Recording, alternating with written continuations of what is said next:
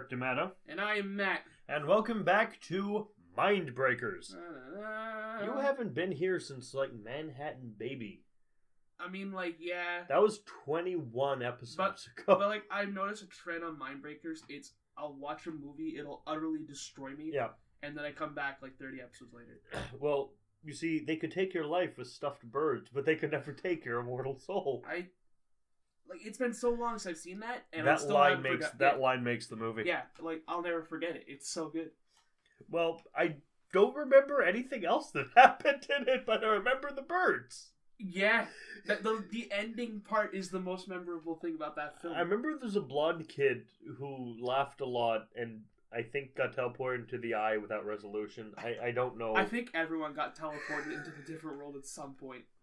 What a freaking movie that was. It made no sense. Anyway, let's bring up our special little wheel in 3, 2, 1, bam.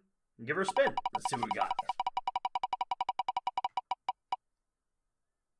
Krull. Ooh, I've seen Krull. I've heard about Krull. I saw Krull when I was 7. So I haven't seen it yet. Let's bring it up on the IMDb.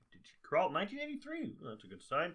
A prince and a fellowship of companions set out to rescue his bride from a fortress of alien invaders who have arrived on their home planet. I remember it being interesting.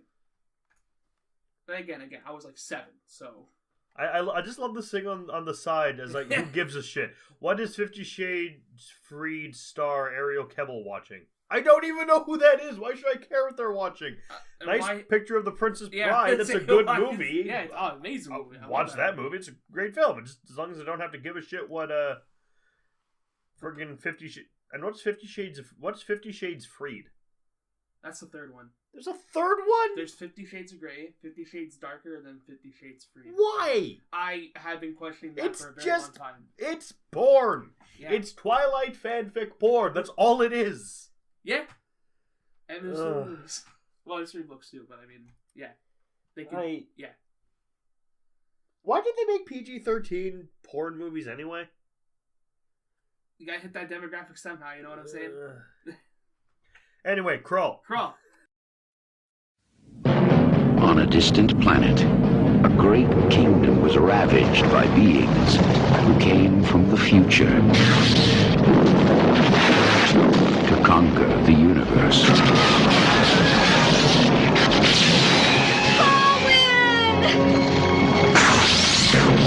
Now, the only survivors follow a doubtful seer and a throneless king. They will hold her in the Black Fortress. You must have help. Thieves, bandits, fighters and brawlers. Desperate men. Those are the kind of men I need. Well, you heard him. We are now an army. At the end of an impossible journey, they must fight an invincible enemy. Here's the knowledge you seek. I shall be your king. In the fortress, you will face more than the Slayers. What is about to happen to them could never have happened on Earth. Columbia Pictures presents a world apart from anything you have seen before. Krull.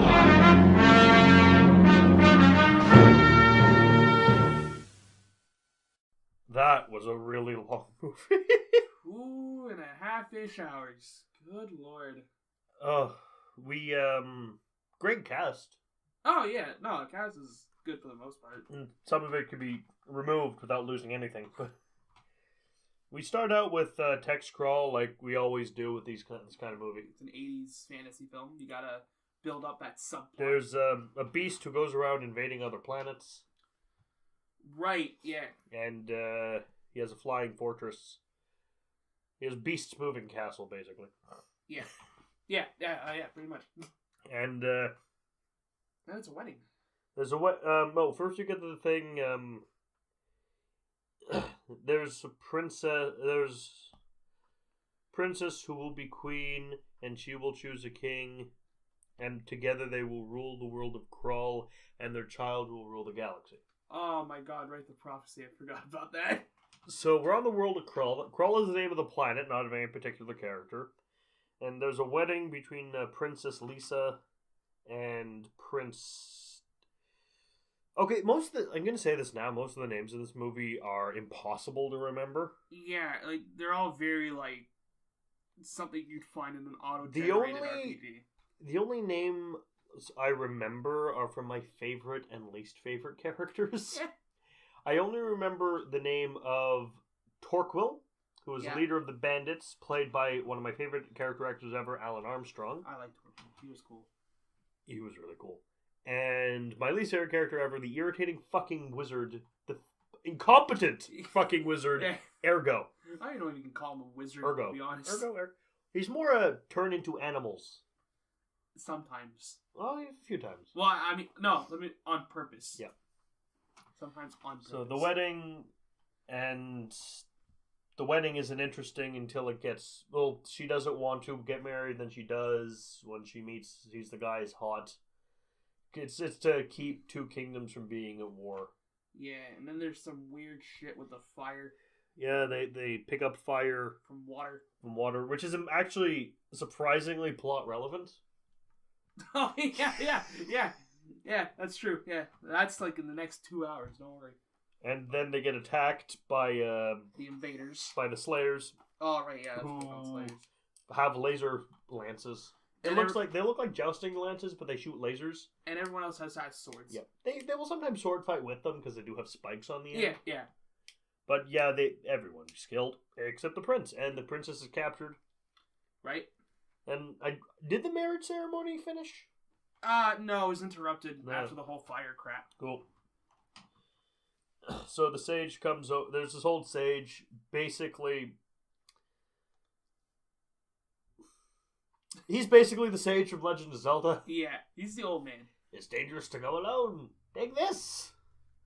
So he's like, okay, we have to go beat the beast now. We have to find his dark fortress. But first you need to find the glaive, and then you throw the glaive at him, and he dies. The glaive's a myth. Shut up, I'm an old man. I know what I'm talking about. Follow me. And I just lost everything. You're king. Fucking suck it up. Yeah. Oh, no, yeah. No, the old man is another... I liked him. Yeah, it was good. In the cast of rowdy characters, I'll say at least. Good lord. So they go up a mountain, and they find... there's basically a fire temple? Basically a fire temple. And he reaches in and pulls the glaive out of the lava. Miraculously, he doesn't get hurt. No. That's what happened. I mean, you know what? If you can put fire in water, then take it out. You can do anything. So they have the glaive, and this is confusing for me. Because the cover makes it look like the glaive's like really goddamn important. It's a crux of the movie. It's like, oh, so they found the thing already. How much is left of the movie? It was like an hour and 50 minutes, I think, were left. Yeah, it's like, oh, that was quick. What's the rest of the movie going to be? Yeah, mind you, we just explained all that in like 2 minutes or less. Yeah. The movie was like 25 minutes. Yeah. Like, this movie goes on for far too long. So, they decide they have to go and they have to find the Dark Fortress, and the Dark Fortress keeps moving. So they have to find a sage. Oh, yeah. But on the way, they get attacked by a wizard, who very threateningly turns himself into a duck. Okay, I don't like him, but the talking duck part was like one of my favorite scenes in the whole film. I'd have been happy if they just remove his character altogether and just have a talking duck in the group. It would have been great. I'd have been satisfied with just a talking duck. That scene was perfect. Like a Yago duck. Or something. Just wise-ass duck pulling him around. That'd been better. So good lord. They remake Krull. Get a talking duck. And I think they made a sequel with Tia Carrere. Or reboot or something. It was a TV show or something. Oh, of course. I don't know. So then so he joins the party, and I'd be like, "No, we don't need you. Sorry, we have enough people. Go away." And then they stumble upon some bandits. Ah, yes, the thieves. And then he agrees to free all the bandits from their chains. Because he is king. Because he is king and he can do that now. And he has the one key. And somehow. there are 3 bandits who are interesting. They're played by Alan Armstrong, Liam Neeson, and Robbie Coltrane. Yep. The rest of them don't need to be here. I honestly forgot about them. All they do is die to show off the traps in the fortress. That's their entire purpose. Pretty much. And this trap, if you look very closely, does this with spikes, and this one has a fire jet. Oh, I just remember one of the bandits' death at the end of the movie. With all the spikes coming out of the wall, and how stupid that was. They're like, oh, you don't. So I can take all your changes off. No, we're going to do this mission, this quest for you, and if we fail, we'll die in our chains. Like, okay, you can speak for yourself, dude, but maybe your people don't want to die in chains. Oh Lord! So he joins the group. Then they go to the Emerald Sage. Why are you gonna say city? No. They were going to, but that's a red herring. Yeah. And it's like, hey, could you tell us where this place is? It's like, I will try. He's a blind sage, because that's a trope. Very, very old. Very old. In a green robe. And he's reading the crystal ball thing. Then the big green spiky hand crushes the vision, and it's like, oh, we gotta go to the Emerald Temple. Oh, right. Fuck, there is yeah. Yeah. We have to go to the Emerald Temple, where my power is unassailable to look at shit, and we have to look at it from there. And then you ask yourself, does it go anywhere? And the answer is no. No. So a little kid joins the group and tags along.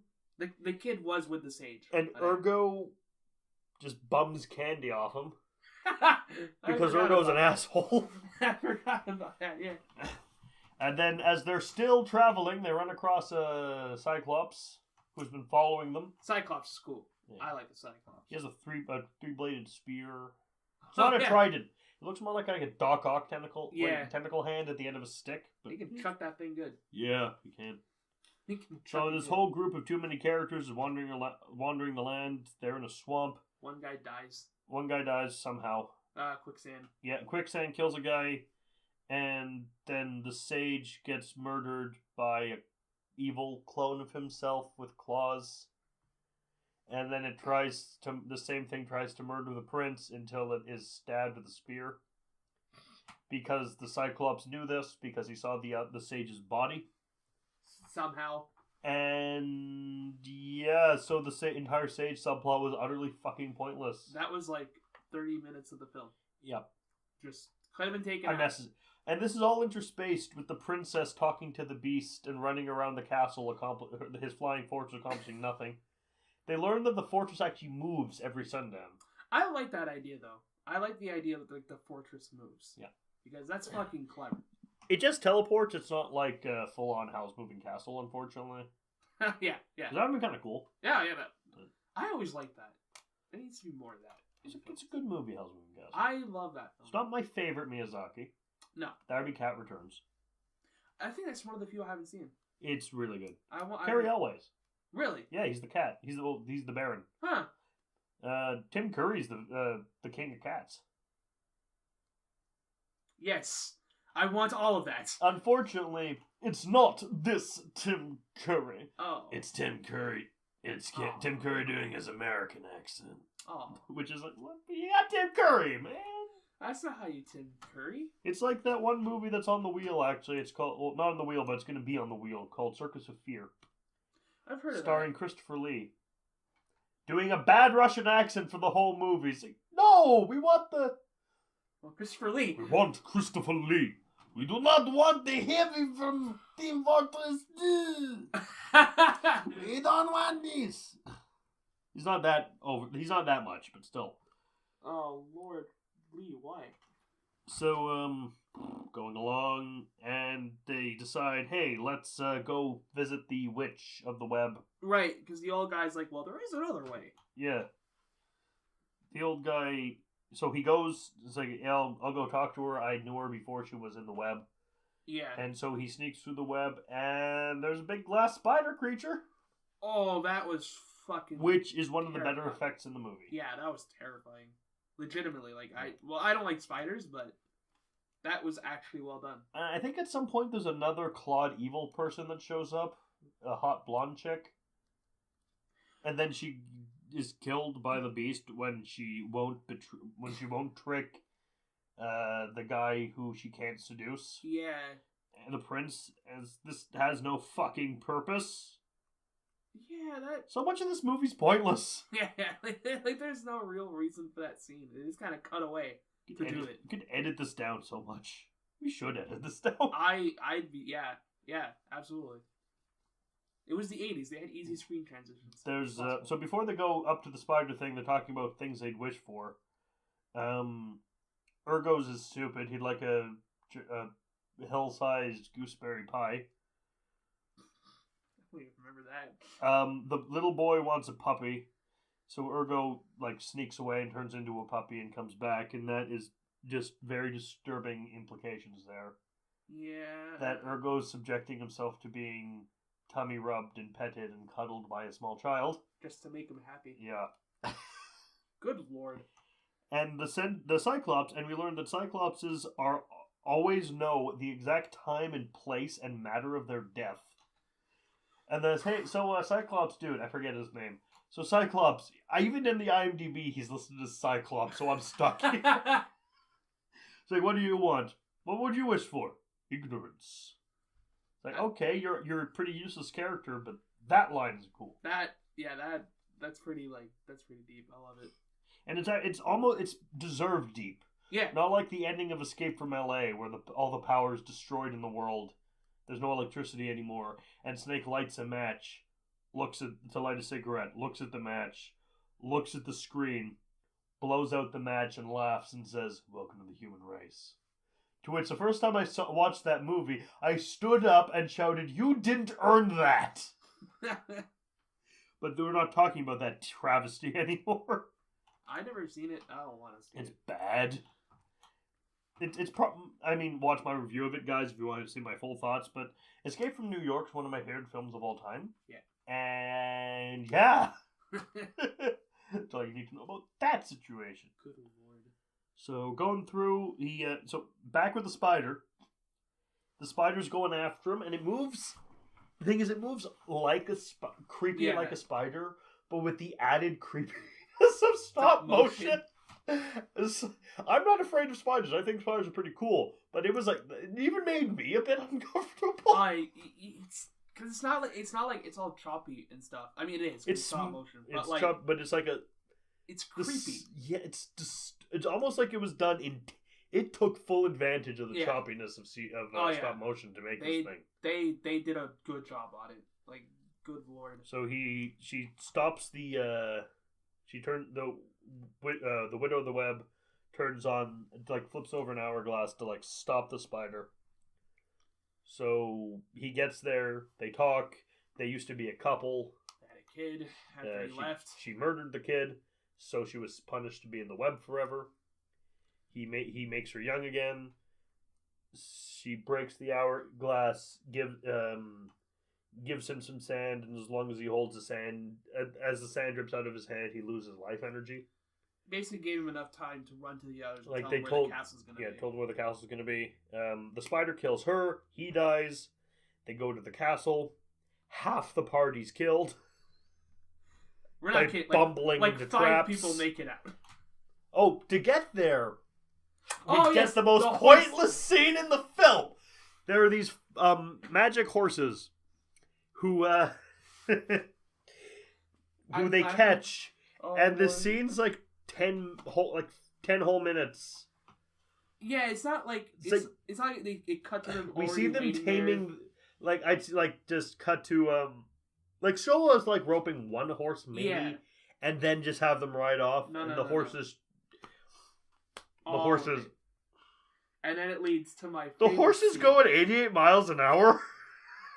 This fucking scene is my favorite in the whole film. Because the horses run and they make a track of fire, and I just shouted out 2 things. One, when this baby reaches 88 miles per hour, you're gonna see some serious shit. Coupled with roads. Where we're going, we don't need roads. And then they start flying. Yes. And then all I heard in my head was never-ending story. Oh I my love God. Never Ending. That's I a love good that. movie. I love that. I have a double feature of the two movies. Really? That's cool. 2 movies. They never made a third. Oh, right. The second one, even I don't like it. I don't hate it. I don't like the plot. I don't care. But it's what I consider set design porn. Oh, Because the sets are so intricate and beautiful. Absolutely. So they get to the fortress. They get into the fortress. Yeah, most of them die with very spiky traps. Well, Cyclops dies getting them in there. Yeah. He gets squished by the door. Yep. Sadly. Yeah. But he knew. He knew. So, He was ready. So, the only people to really make it out... Oh, let's tell you who doesn't die. The prince. The prince, the kid, Ergo, who turns into a tiger at one point, the princess, and Torquil. Oh, and the other bandit who's a soft boy. Liam Neeson not make it? No, Liam Neeson don't make it. Oh shit! I thought he made it. No, he Qui-Gon, dude. Oh fuck! Yeah, you're right. Yeah, He's Qui-Gon. That's man. right.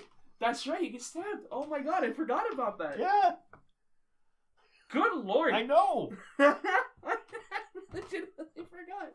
And the only bandit without a beard. Makes it. Yeah. Yeah. Yeah, because there's the two of them. That's right. Yeah. And One died because of spears. Because he Yeah. was trying to get an item back, and then he just died for it. yeah, Great. bumbling into traps. It's like if you've ever played any RPG where you have a group of characters following you around, and you have to navigate, mainly one of the top-down ones, and you have to navigate around Yeah. traps. That's what happens. You know how the AI keeps walking into them? There Yeah. you go. That's the movie. So the prince saves the princess, Shocker. and he fights the beast, and the beast is all big and kind of weird looking. He says fight. The beast shoots energy at him from his face, and well, let's talk about the glaive here for a second. Oh yeah, remember that big important It's item? not a glaive, because a glaive's like a big bladed spear. That's right. It's a 5-pointed fidget spinner with retractable blades that you throw. It's like if you ever played Painkiller. It's the Painkiller. Yeah. But, he cuts through a wall with it. That's how he gets the princess out. Fights blocks, it's a bit like an identity disc from Tron, but not quite. It's not as interesting as an identity disc from Tron. It doesn't do as much. But he knocks energy bolts back at the beast. Good. Oh my god. And then, with his last breath, the beast is bringing down the castle is trying to bring back down the castle on top of us. Run, Link. So they run down. It's basically Ocarina of Time. It's so subtle. I love it. And they get to the bottom, and they fight again. But this time, he inexplicably shoots fire out of his hand because the glaive is out of power. Because love, Eric. Because love. That's No. Mati gets the power of heart. He gets the power of fire. He's the other one. I only remember Mati's name. Yeah, the Din. Din's fire's an item. What? I don't fucking remember. What's an item? Din's fire. Oh yeah. That's an item spell from Legend of Zelda that makes it's an area of effect. Yeah, that you use to basically get in the Shadow Temple. That's about it. I'll use it for some other things too. Yeah, you could. I'm just saying, that's its main purpose. Yeah. And then castle crumbles. You can use it when you want to be smart, hey, there's a bunch of keys coming at me. I'm Yeah. gonna kill them all, and then you realize your mistake when they all become fire keys, and then you run away screaming. Yeah. What's worse than keys? Keys on fire. You know what's worse than keys on fire? Ice keys. Oh yes, absolutely. Far worse. Absolutely. Ugh. Fucking flashbacks. I played a game. I'm not gonna say what it is because it's a future Let's Play. Ah. But the bats, not only can they set you on fire and freeze you in this, but they can actually shoot fireballs. Oh shit. So now it's a bat that can fuck with you and has a ranged attack. Yeah. And you have no lock-on aim. Oh, good lord. Yeah, it was terrible. Yeah? It was a terrible game, but I beat it! Hey, that's all that is. But so they all leave the castle, Castle falls. and they all live happily ever after, Prophecy gets except for all retold. the ones who are dead, which are most of them. But it's okay because they're all Torquil ready to gets his kill. shackles taken off. And becomes like head of something or other. I'm just gonna assume he's made into a royal guard. Yeah, that's Or pretty something. much it. He's like the captain of the royal guard or a military commander. I don't care. One of those two. It's a good movie, but it could have been so much less of it. The thing is it's a movie that when you look at it, it's nice. It feels almost like it was made originally as a miniseries, like Yeah. a 2-part miniseries that Yeah. would show on TV. But they couldn't get a TV spot, so they just spliced them together. And we got this. Oh, this movie is 2.5 hours, and that is like an hour too long. Yeah, it could 90 minutes. Those would have been fine. Yeah. Oh, absolutely. Perfect length for this. Just take out unnecessary characters, trim down scenes that go on too long. Horses. God, that fucking horse scene. Good lord. Keep them going at 88. Oh, that was cool. Oh, please, yes, keep that scene. That was absolutely beautiful. Don't ever cut that out. And maybe explain some of the shit you don't explain, like why when you break a Slayer, does a weird worm, gross blood worm Go into the thing ground. out of it into the ground, because that was freaking weird. Why did they come here in the first place? Well, to conquer it. Right, but I mean, like, why? To conquer it. Their goal is conquest. Oh yeah. Oh, That's yeah. they don't give a shit why. This is what they do. The planet's called Krull. Krull. Yeah, they got a fidget spinner, which is also the royal symbol. Yep. I just find it weird that the movie's called like Krull, when all it is the name of the planet, and we hear it maybe 3 times. It's weird. I mean, I guess I can't say anything. Star Wars is called Star Wars, even though no one's at war with any stars. no one. The stars don't attack. Nothing. It's weird. I don't know. This movie is, you'll like it if you're a fan of like 80s cheesy. And you have 2.5 fantasy hours film. to kill. Yeah, that's the only thing. If you Because can it's sit through- long. It is so long. Yeah, if you could sit through the 2.5 hours and see the good stuff, it's good. I mean, at least interesting shit is happening in like other 2.5 hour movies. This is better than 2001. Yeah. Because shit actually happens in this movie. Yeah. Just It is long. watch it, don't watch it. It's up to you. You might not like it. Even if it's like you just have it in the background Yeah. while you're working on something and you just occasionally glance over it, like look over to your side and you're watching it for 5 minutes, that's easily doable. Because I mean, it's just- it's like eons above the last sword and sorcery flick I watched, which was Beowulf, 1999. Oh, good lord. Also, I will give it this. It is a sword and sorcery fantasy movie from the 80s that isn't just Conan again. Yeah. Because most of them are just Hawk the Slayer, Sword and the Sorcerer, Sword of the Valiant, Warrior and the Sorceress, God, they really love that fucking word. Scorpion King. It's not from the 80s, but it's just Conan. It counts. Just because I actually watched that. I watched that movie. Whole movie. Don't know why. But I watched it. And I was realizing, like, I've never seen this movie before, but I know exactly what's going to happen. Yeah. Because it's just Conan. And then it got sequels. And a prequel. Uh-huh. And sequels, I mean, I could get the prequel, for the prequel, but for the sequel, the sequel's so bad that they couldn't even get early career Dwayne The Rock Johnson to appear. Mm-hmm. It's like, when your movie's so bad that the wrestler doesn't want to bother with it. Yeah. Yeah. How would you rank this? Oh, fuck. I'm going to give this a 3 talking ducks out of 5. Okay. You gonna give it 3.5 glaives? Out of fidget-spinners. Yeah. Again, there is good stuff in this film. Yes, There is. It's just, it's 2.5 hours. No one should sit through that. Also, interestingly, both Torquil and Liam Neeson have battle axes as their weapons. Oh, yeah. Oh, and Torquil, by the way, Alan Armstrong. You've probably seen this actor in things before. If you've had the misfortune of watching Aragon, he plays Uncle Garrow. Oh, yeah. I remember He's you in. telling me that. Yeah. He's in The Mummy Returns as he's the museum curator who's trying to summon Imhotep. Yeah. Succeeds in summoning Imhotep, actually. Yep. He's in Van Helsing as the leader of the. Well, he's the leader of the order Van Helsing's a part of. He's a cardinal in the Vatican. Oh. Oh yeah. Forgive me, Father, I have sinned. Yes, I know. You do a lot of that. Oh, you're very good at that. He's a good actor.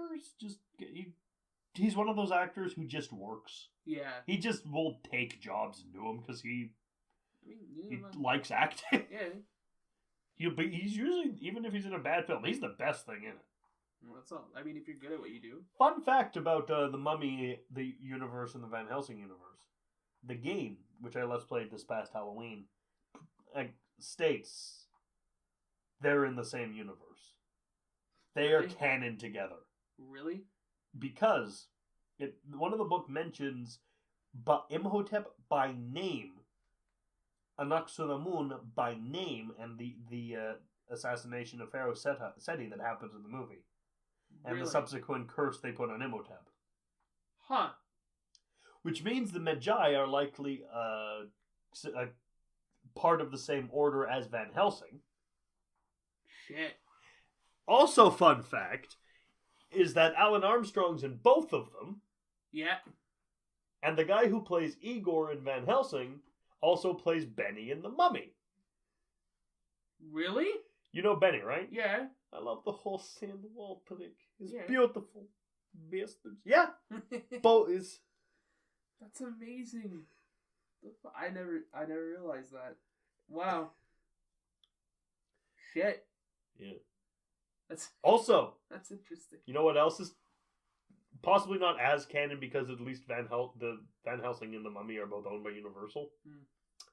There's a book in that same library that mentions the Belmonts. Oh no. No. Don't bring Castlevania into this. Dun dun dun dun dun dun dun. We're off topic. We're gonna stop now. I mean, to be fair, Krull was off topic, alright? Granted.